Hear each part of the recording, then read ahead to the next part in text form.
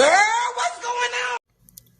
Who can throw it back like that? Who got a ass so fat? Who make you wanna... I don't know the words. But shout out to Saucy Santana. I didn't mean to start the show with this, but let's go.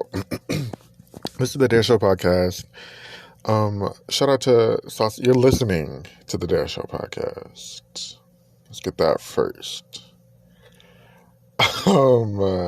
Shout out to Saucy Santana, that new booty song that he previewed like last week or something. This song is popping. I'm unfortunately not interested as much as I was, because he has somebody who's doing very well in the music industry right now. What's her name? Big Lotto. Her song with, I think her song, not the remix with Mariah, is doing really, really well in the charts. The Lambs are mad that the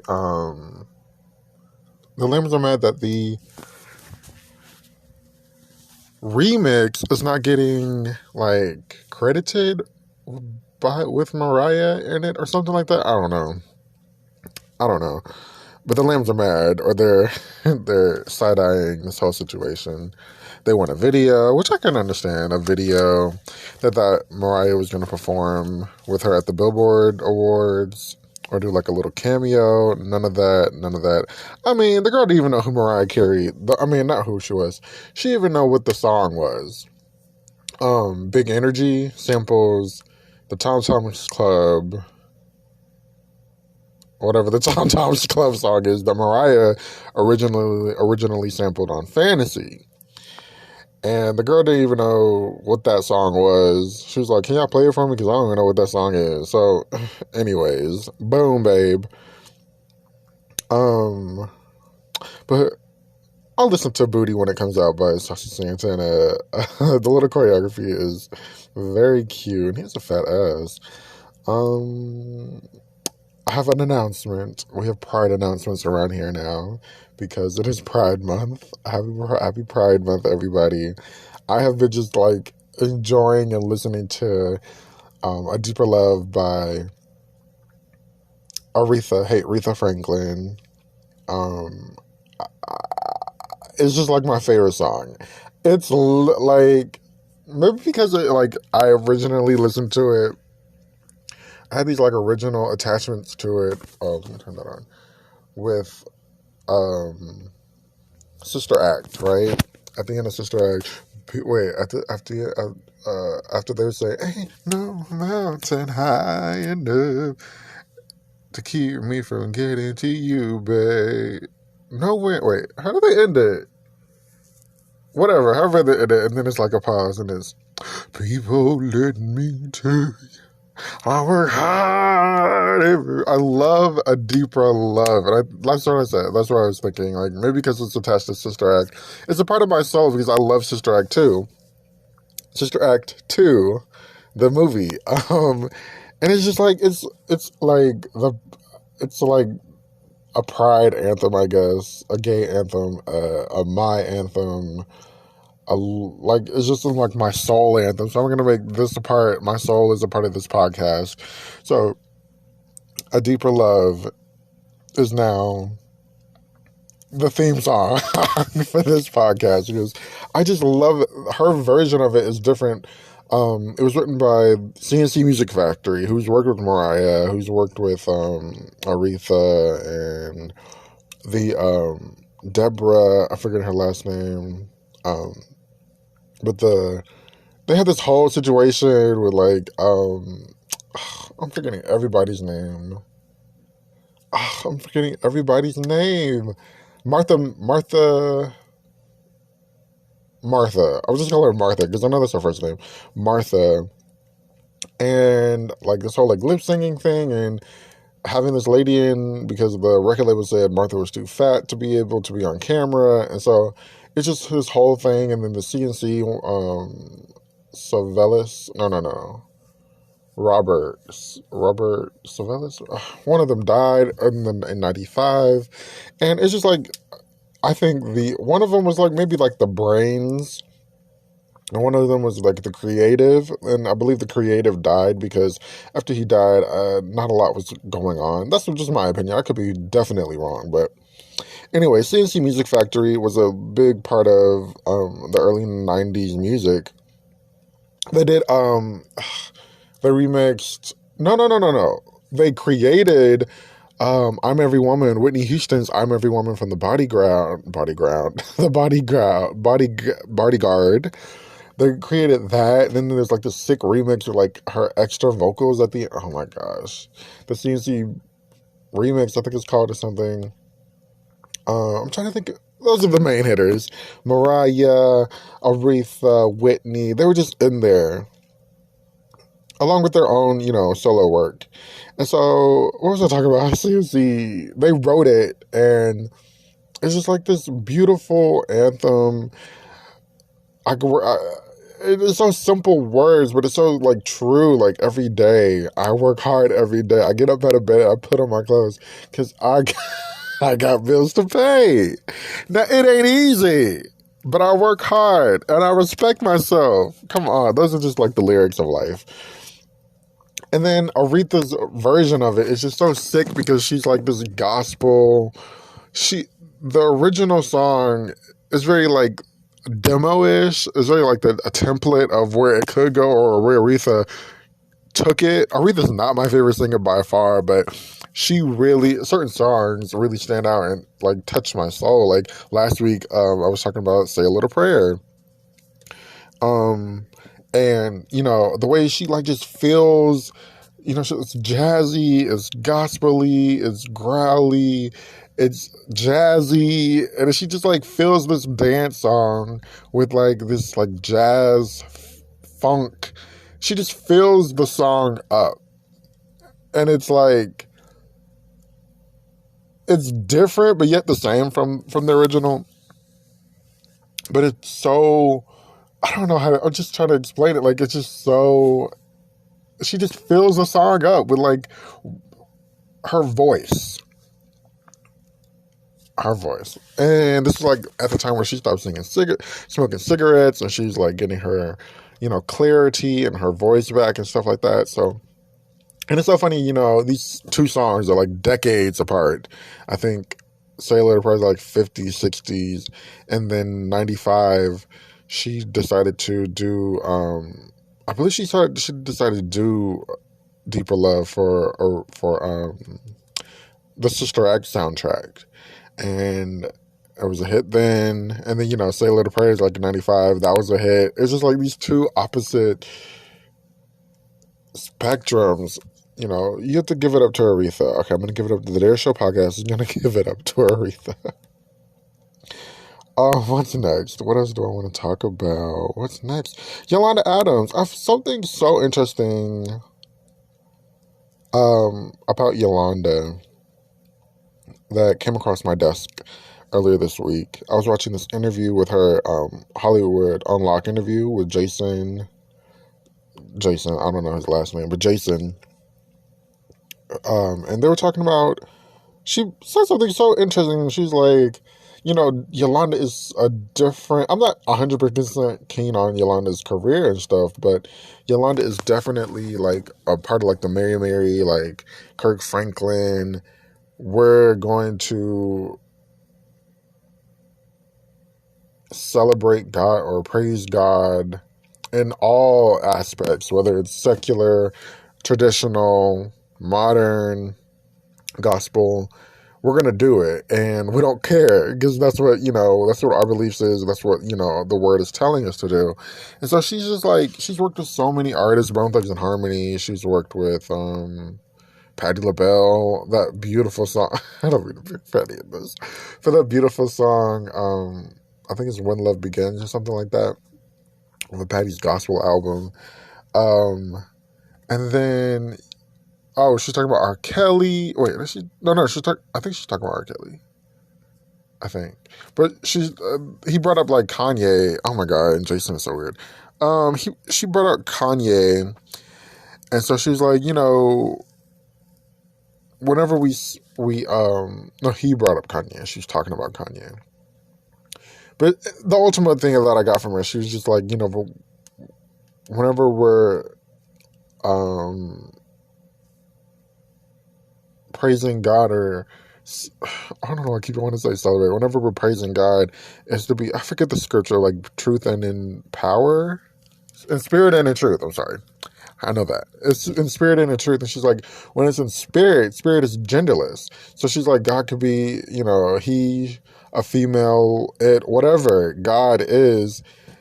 When you're doing it in spirit, spirit is genderless. And I was just like, oh my gosh, this is like interesting. Like, this is a progressive thought, you know,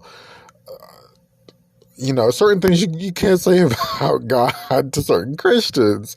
And for her to say this was very like, oh, okay, we're working with, you know, this modern woman who is progressive in her thinking and progressive in her spirituality. Much like I was talking about Jennifer Holliday last week. Jennifer Holliday is very modern thinking and modern and, you know, our money and stuff like that. But Yolanda, she was, you know, talking about being spirit in, and God is, you know, when you're worshiping God in spirit is genderless, and it's one, it's just like a thing, it's not specificity about it. And I just found that so fascinating, so interesting. So shout out to Yolanda, my Virgo sister. That whole interview was basically her saying, shut the, nobody cares, I'm gonna do what I want because God's got me. And it was such an interesting, Jason Lee. It was such an interesting interview. Jason Lee, I think his name is Lee. He's a weirdo. He was talking about Kanye and oh shoot, excuse me. He's talking about Kanye and how he was in the car with Kanye, and Kanye was playing his one of his gospel albums, and they had played You Brought the Sunshine. And you know, Jason, you know, he's a heavy hitter. He has Wendy's number. He has, you know, K. Michelle, all these people's numbers. And it's like dummy / thirsty, weird. Like, I don't know if this is normal, but I'm like, I definitely wouldn't do this. What he did was, he was like, they were playing You Brought the Sunshine by the Clark Sisters. And he's like, he called Karen, and Karen, I was just like, why would you call Karen? Like,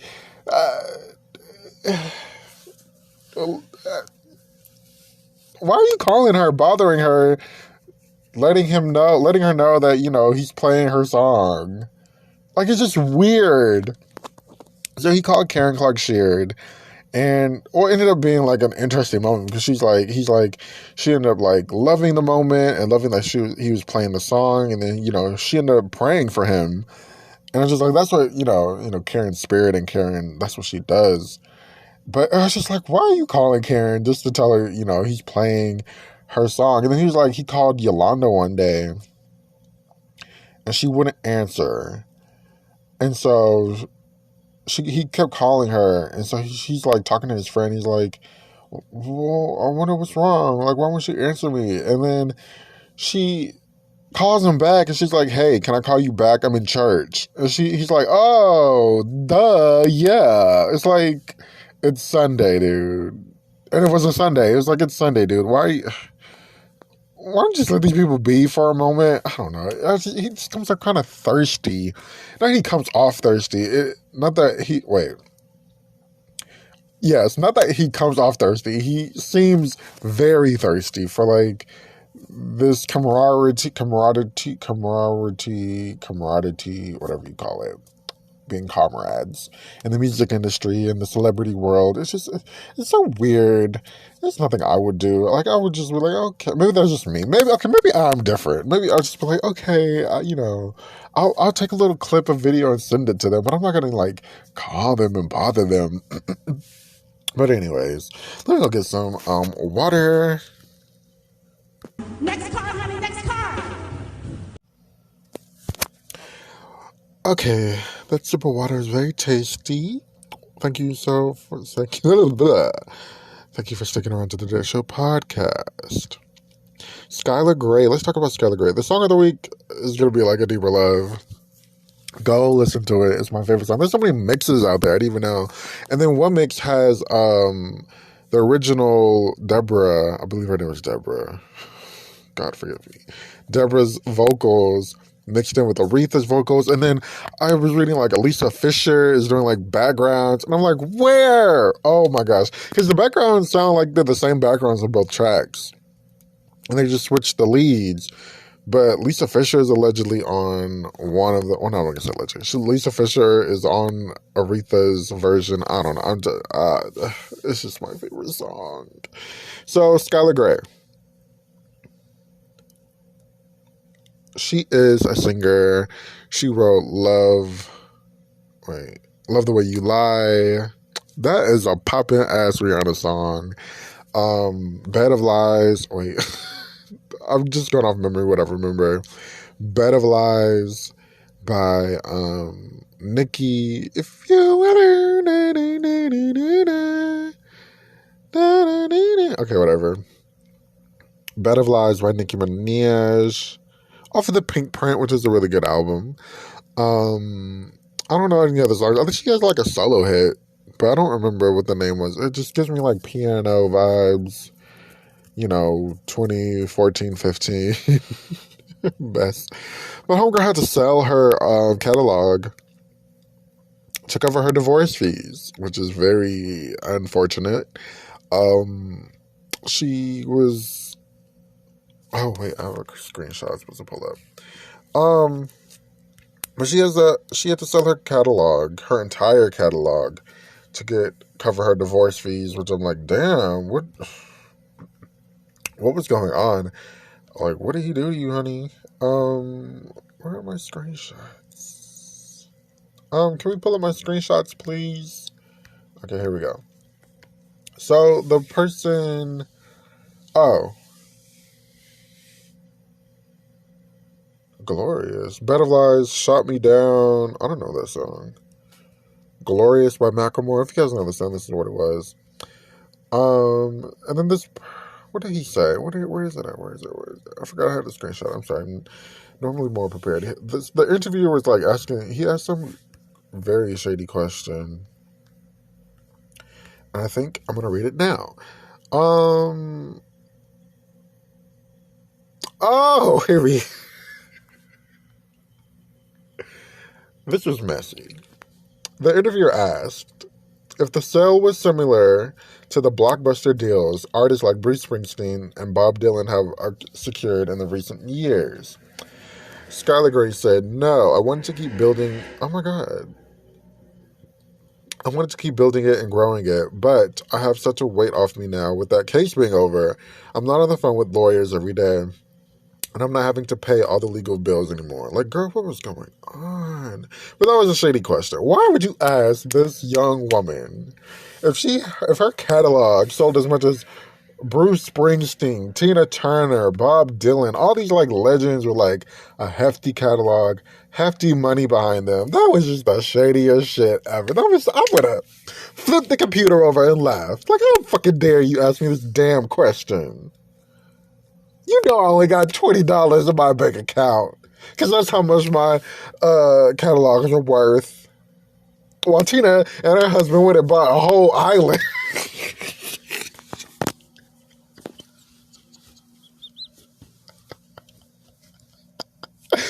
How is Tina Turner doing? I think she's like 82 now, 83. Shout out to Tina Turner. We still love you. And... I hope she gets a new wig if she comes out in public again. Anyways. What's next? What is next? Lil Nas. He got snubbed for for any kind of BET awards. So I was reading, he was like nominated for like Best New Artist when he first came out. And then he performed twice. He performed with Billy Ray, and then he performed last year, I believe. And he was just like, thank you, BET Awards, for a whopping 0 nominations. Love you much, boo. Lil Nas is a troll. He's a millennial. Is he a millennial? I don't know. But he's a troll, and that's what These young folk do. They troll the fuck out of you. My thing is, Lil Nas, you ain't been around in like a hot ass minute. Ever since like last year, I think he performed. I don't know. He showed up. He got some kind of award. I think at Billboard a couple months ago. And that was it. His album came out last year. I remember doing that. I remember doing that review. Not my kind of music. I don't know, if people are actually listening to it. I don't know if people actually bought it. I don't know what's going on with that situation.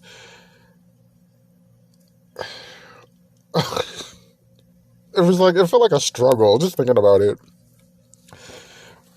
Because I remember I did his review and Candace Dillard's review. And his felt like a struggle, just like I want to get something out and I want to give an honest review. And it just felt like a struggle. I think he was like, as a, black gay man, you have to work as harder in the black community or just hell, any community. I don't want to I'm going to say negative and I'm saying positive. Negative, maybe the music isn't that great to be nominating. Yes, it, got, a couple of hot 100s, top 5s, number 1s or whatever. But am I recording? But maybe the music isn't that great to be nominated. I didn't enjoy the music like that. And also, I'm not like a rap listener like that. So, this rap singing is not my favorite genre of music. Also, he hasn't been around since last year. I think he, caught the COVID.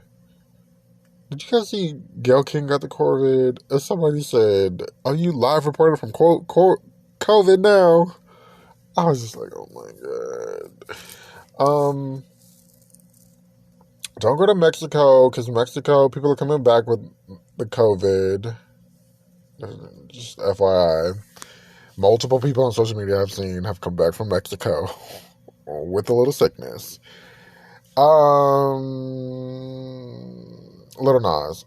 And then BET put out a statement, which I think was kind of unnecessary. But they were just like, we have a 500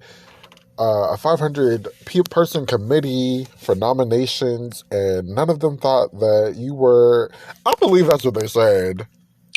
They were like, none of them thought that you were, quote unquote, good enough. Check out the BET Awards on June 26th.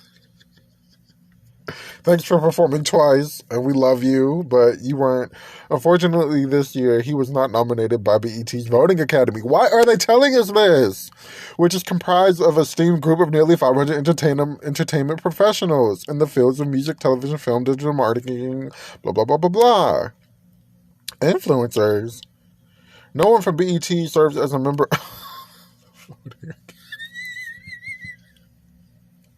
BET, y'all are guilty. That's why they're saying all this. First of all, you're guilty. Second of all, you're being messy.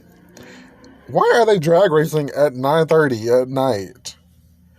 At BET, we're passionate advocates for a wonderful diversity that exists within our community, which are committed to using all of the... You know what, BET. Check us out on June 26th. Taraji P. Henson, who nobody cares for anymore, is hosting. Look, nobody cares for you, BET Awards. First of all, you haven't had a good show since 2020. I keep saying this over and over. 2020's, Send In Your Tapes award show was pretty hot. It was fire. Ain't nobody checking for the BET Awards like that anymore. Send in Monique.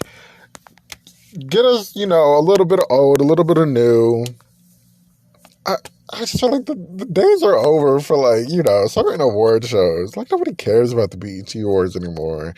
It's not that exciting anymore. It's in June when it's normally in July. No, I'm kidding.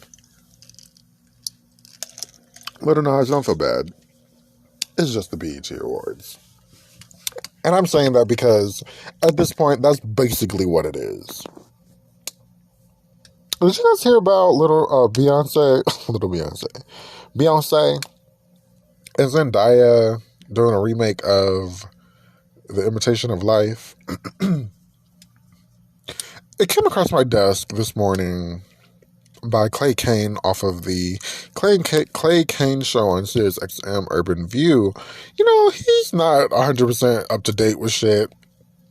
I don't know. The last article that I saw that said that they were doing that was in like February. It said Beyonce wanted to produce it. Zendaya. Did I say Zendaya? Zendaya and her were going to star in it. If you know about The Invitation of Life, it was like this like woman who was black woman who was able to pass as white. This one dude on Instagram, he's always like, I think it's his favorite movie. He's always posting the funeral clip where she's like, "Mama, I love you. I'm so sorry I was denying you all these years because you were actually black. I'm black too, but I got passing skin, Mama." And it's just like he made a good point with his co-host. She was like, you know, The Imitation of Life is very racist, and nobody's like checking for racism like that in movies anymore. So let's move along. So I'm going to move along with that because I don't know where he got that from. He took it and ran with it like it was actually going to happen. I'm like, nobody has an update on this. Also, where the hell is Beyonce been? So, shout out to that. No shout out to that. I'm sorry. Last on the list for the Dash Show podcast this week is my girl, Carrie. Okay, so we're in the home stretch. Gentlemen Rhinestones comes out this Friday. I hope my order comes in because I thought something was going on with my banking account and I prematurely closed it. I got a new card because I thought something was going on because of something I did. But it ended up being because there was just like this transaction that kept talking about Brooklyn Park, Minnesota. And I'm like, Target. It said Target. And I'm like, Target? I don't know what the hell that is. So it kept like trying to like take out the money, but like it would take out the money and then put it back. So I'm just like, somebody's fucking with my account. So I ended up closing the banking account.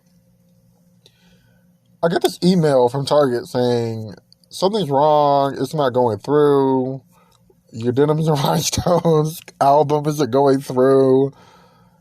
But I'm like, I can just going to look at my emails and see if because I remember getting the confirmation that I bought it. Like, I bought it. So I don't know why maybe it's waiting until Friday. Oh, shit. Is my album not coming?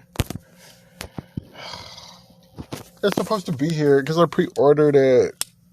But anyways, Carrie Underwood, I don't know if she knows her album comes out on Friday, but she's not doing a lot of promotion for it. I have not seen an article. I have not seen a video. All I see is her on Instagram acting a fool. Baking sourdough this morning. Girl, you got an album coming out on Friday. She was trying to get this snake out of her garage. Girl, don't you know you got an album coming out on Friday? She posted this video of her with this dead armadillo. Like, all this wildlife on her land trumps the album coming out on Friday. She's also, I guess, allegedly... Well, no, I think she's over allegedly recovering from the COVID.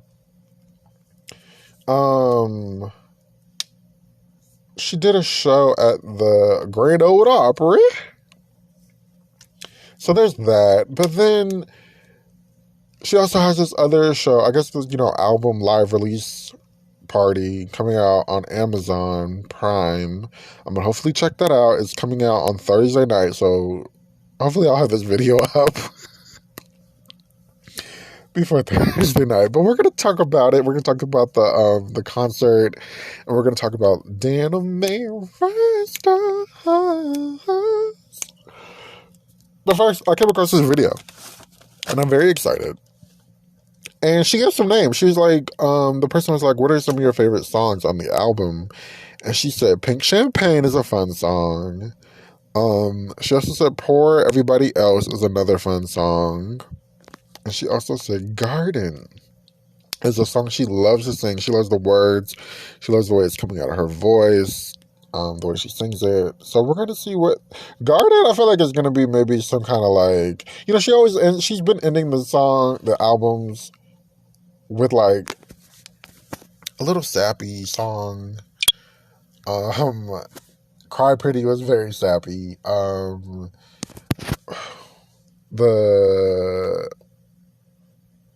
This is our life, our world. It's not our world. Whatever that, our garden. I'm going to say our garden. It's not called Our Garden. It's called something else, but whatever. She kind of ends the albums on like these sappy notes. So we're going to get it, I think Garden is a sappy song. But I'm excited to see what this album is going to give. Wanted Woman, Pink Champagne. Like, these are such fun title songs. She Don't Know. Okay. She performed at the Grand Ole Opry this past, a couple days ago, whatever. The video is online. Ghost Story is still like a main single, or I guess the only single besides maybe Denim.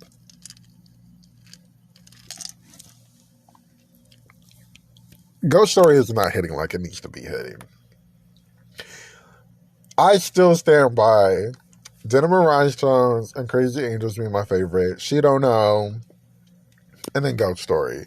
Ghost Story is really the weakest song, and I don't want her to sing it anymore, because it's like, time's up. You gave us all these promotional singles. I need to hear Crazy Angels right now. I need to hear Denim and Rhinestones today. I need to hear She Don't Know last night. Okay? Let's get it done. She's not out here promoting this album, and I'm very confused, like, what's going on? But anyways, that's the end of this podcast episode of The Dare Show. Thank you for listening. Check me out on YouTube. I did my first YouTube live, where I talked about Nanny Chrisley. Nanny, that's what they call him, Chrisley Nosebreast. He's going to jail. I think his mama, sealed that deal. Stamp of approval. We should give her testimony. Like, girl, I would not have my 79-year-old grandmother on the stand trying to testify me from going to jail, because, me and my wife, we already did the tax evasion, and that's what they're going to jail for 30 years. Nanny Chrisley. Shout out to all the Chrisleys. They've been found guilty, and next up is jail.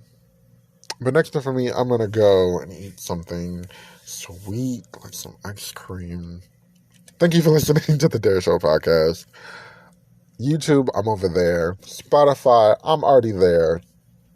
Apple Podcast, I've been there. You just gotta click a link. Check it out. Thank you for listening. Good night. CNC.